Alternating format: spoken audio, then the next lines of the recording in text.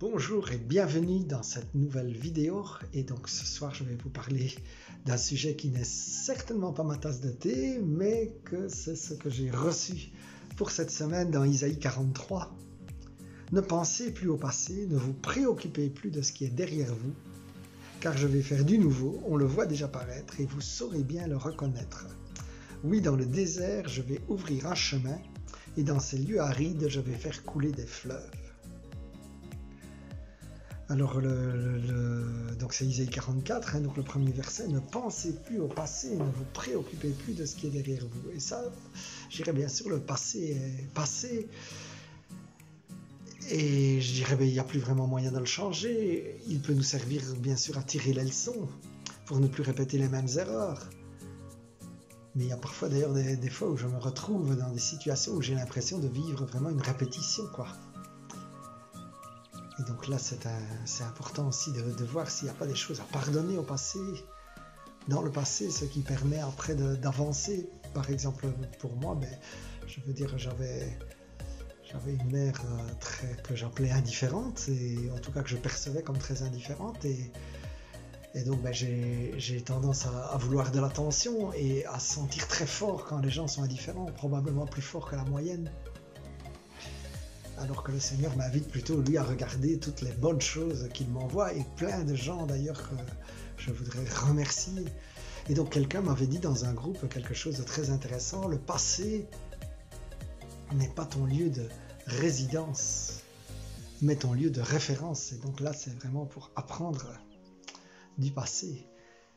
Mais pour ma part, c'est assez compliqué quand même de lâcher le passé, alors que le Seigneur nous annonce quand même des bonnes choses lorsqu'on lit la suite de ce texte. D'abord, il dit de ne plus s'en préoccuper. Et donc là, ça me rappelle une image des bougies. C'est-à-dire que c'est comme si, lorsque nous vivions, nous avions comme mission d'allumer toute une série de bougies qui passent devant nous. Et donc, ou bien je vis au présent et j'allume la bougie du présent,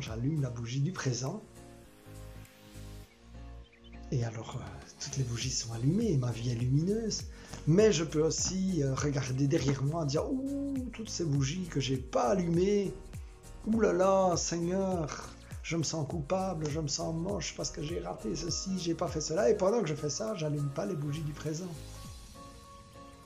Je peux aussi d'ailleurs dans le même sens penser au futur et dire « Ouh là là, encore toutes ces bougies à allumer, mais j'en sortirai jamais. » Et pendant ce temps-là, j'allume pas les bougies du présent. Et donc sur les bougies du futur, là où il est encore à venir, eh bien on voit déjà paraître, on va savoir le reconnaître, eh bien le Seigneur nous promet qu'il va ouvrir un chemin dans les lieux arides. Et là, j'ai souvent vu le Seigneur qui m'a ouvert des chemins là où je n'osais même pas les rêver. Je prends par exemple au niveau du travail. Bien sûr, il a fallu quitter certaines choses pour pouvoir en avoir des nouvelles. Et donc là, lorsque j'ai quitté la banque, je ne me sentais pas trop certain quand même, parce qu'en changeant de travail, bien sûr, j'étais content de me rapprocher de chez moi et j'avais une série d'arguments rationnels, mais j'avais aussi une partie de peur qui disait « Ouh là là, c'est beaucoup plus incertain de quitter ce que je connais, parce que le passé, souvent, il est rassurant, on le connaît, et donc si on reste dans le même débat, on reste dans ce qu'on connaît. » Et donc là, quand je me retrouvais avec un nouveau boulot où je devais aller voyager, ce que j'aimais bien faire, mais quand même aller contrôler les entreprises, négocier, etc., c'était pas exactement la même chose. Eh bien, je dis, Seigneur, il a vraiment ouvert cette voie. Et puis, quand le Seigneur ouvre la voie, eh bien, la bonne nouvelle, c'est qu'il nous donne aussi les ressources et les choses nécessaires pour pouvoir avancer.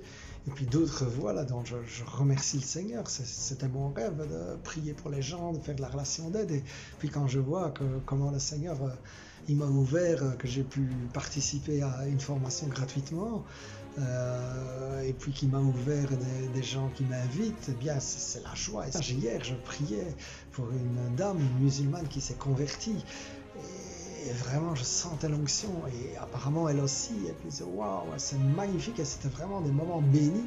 Et bien pour ma part, je rêvais de ça, et le Seigneur les a donnés. Alors mon frère, ma soeur, peut-être que toi tu rêves de certaines choses, et que tu dis oulala, eh bien moi je te dis, Ne regarde plus derrière, ne regarde plus sur ce que tu as raté, mais regarde les chemins que le Seigneur t'ouvre. Amen, amen, amen. Seigneur, je proclame la bénédiction sur mon frère, sur ma sœur, pour que, selon ta parole, tu lui ouvres des nouveaux chemins. Pas des chemins répétitifs où nous revoyons les mêmes soucis du passé qui reviennent, les mêmes problèmes, mais nous voyons des nouveaux chemins avec des nouvelles bénédictions dans le nom de Jésus. Amen, amen, amen. Et alors, un petit PS, mon frère, si tu as des idées pour aider à lâcher prise par rapport au passé, eh bien, si tu veux les mettre en commentaire, j'apprécierais. Peut-être qu'on peut s'aider les uns les autres.